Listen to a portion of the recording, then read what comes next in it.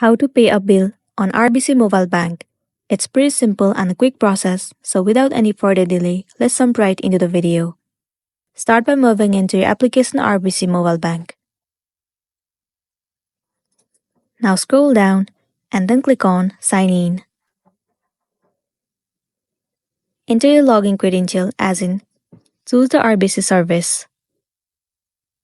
Enter the client card and also the password, and then click on Sign In. Once you have been logged into your account, head over to Move Money at the bottom right corner. Move into Pay a Bill. Once again click on Pay a Bill. It will land you on this page. First of all, you will have to choose the account from where you want to pay, and then enter the specific amount that you want to pay. After that, you have to select the pay. Once done, schedule a date and frequency. Once you've filled all the information, tap on Continue.